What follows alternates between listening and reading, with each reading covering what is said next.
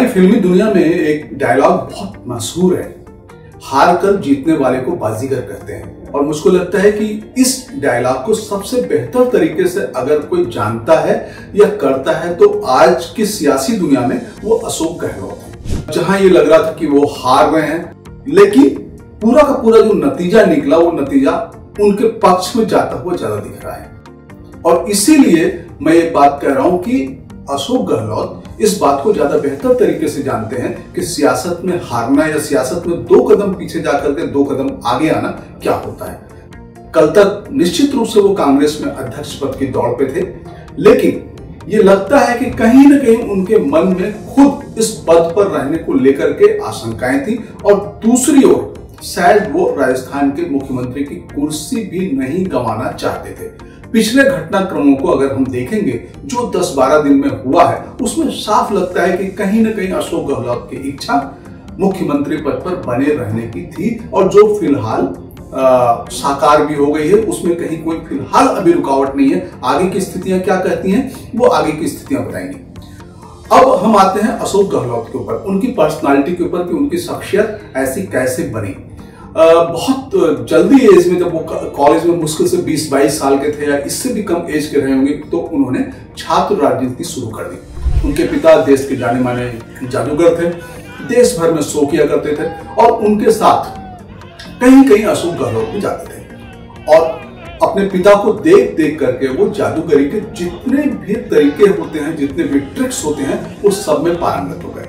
उन्होंने कभी अपने शो तो नहीं किए, लेकिन जादूगर की ट्रिक्स उनको भली भांति आती है। और उनकी बहुत ढेर सारी ऐसी खासियतें हैं जिन्होंने उनको राजनीति में आगे बढ़ाया, राजनीति में चतुर बनाया, और राजनीति में कब किस मौके को भुनाया जाए, कब किस मौके पर क्या किया जाए, वो बखूबी जानते हैं। इसलिए अभी हम जिस स्थिति में उनको जान रहे हैं, उसमें यह कहा जा सकता है कि उनकी बहुत ढेर सारी कैलकुलेशंस समय से पहले हो जाती है, या लोग भाप भी नहीं पाते हैं कि उनके दिमाग में क्या चल रहा है। दरअसल वो अपने युवा एज में NSUI यानी कि कांग्रेस का जो यूथ दल था उसमें सक्रिय हुए, स्टूडेंट पॉलिटिक्स में आने के बाद।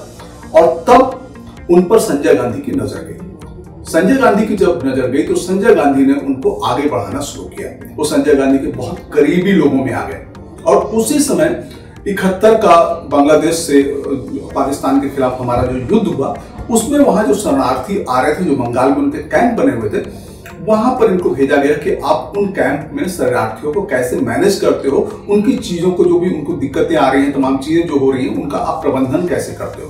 और इंदिरा गांधी जब वहां पहुंची तो उन्होंने देखा कि एक युवक जो है वो बखूबी हर समस्या से वहां जूझ रहा है, हर समस्या को मैनेज कर रहा है। और ये अशोक गहलोत थे जिन्होंने इंदिरा गांधी को पहली बार प्रभावित किया, और इंदिरा गांधी को लगा कि इस युवक में कोई बात तो है। हाँ, ये बात अलग है कि जब उन्होंने अपनी जिंदगी का पहला चुनाव 1977 में राजस्थान से लड़ा, तो ये विधानसभा का चुनाव था और उसमें वो हार गए। करीब 5000 के आसपास वोटों का अंतर रहा होगा। लेकिन उसके 3 साल बाद ही 1980 में जब वो जोधपुर से लोकसभा का चुनाव लड़ने गए, तो वहां उनकी हवा बंधी हुई थी, और वो जब जीते तो 50,000 के ज्यादा अंतर से जीते। और उसके बाद आप मानिए कि राजनीति की जो सड़क है उनके लिए सरपट आगे भागती चली गई।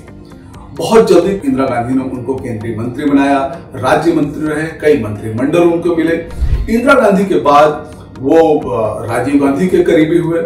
राजीव गांधी के करीबी हुए तो राजीव गांधी की सरकार में भी उनको पद मिला। और इसके बाद जब राजीव गांधी का निधन हुआ तो नरसिम्हा राव के भी करीबी हुए। हालांकि वहां पर उनका बहुत लंबे समय तक नरसिम्हा राव के साथ टाई अप नहीं हो पाया, क्योंकि बीच में चंद्रा स्वामी आ गए थे, और चंद्रा स्वामी से कहीं ना कहीं अशोक गहलोत को कोई समस्या थी। उनको वापस राज्य भेज दिया गया। राज्य भेज दिया गया मतलब कि राजस्थान में उनको संगठन देखने भेज दिया गया। और 1993 या 94 के आसपास वो राजस्थान जाते हैं। वहां पर कांग्रेस का जो संगठन है उसको मजबूत करना शुरू करते हैं। और 1998 में कांग्रेस वहां बहुत भारी बहुमत से जीतती है, और अशोक गहलोत को मुख्यमंत्री बनाया जाता है। इससे पहले राजस्थान में कहा जाता था कि वहां पर जो बिग गन्स हैं वो शिवचरण माथुर हैं, हरदेव जोशी हैं। लेकिन अशोक गहलोत के आने के बाद इन दिग्गजों की राजनीति वहां पर बिल्कुल खत्म। और अशोक गहलोत, ये साफ दिखता है कि गांधी परिवार के बहुत करीबी अब तक रहे हैं। हालांकि जब उनके राष्ट्रीय अध्यक्ष बनने की बात हुई और ये तय हो गया कि अब उनको पद छोड़ना होगा, तभी कांग्रेस में, राजस्थान की कांग्रेस में बगावत शुरू हो गई और इसका ठीकरा अशोक गहलोत के सिर ही फूट रहा है। लेकिन वो ऐसा लगता है कि फिर से सारी चीजों को मैनेज करने में कामयाब हो गए हैं। सोनिया गांधी से वो मिलते हैं तो सोनिया गांधी उनको फिर मुख्यमंत्री पद पर बने रहने के लिए समय देती हैं। मतलब कि उनका मुख्यमंत्री का पद फिलहाल सुरक्षित है। वो अध्यक्ष की कुर्सी नहीं लड़ रहे हैं, लेकिन राजस्थान के सीएम बने रहेंगे।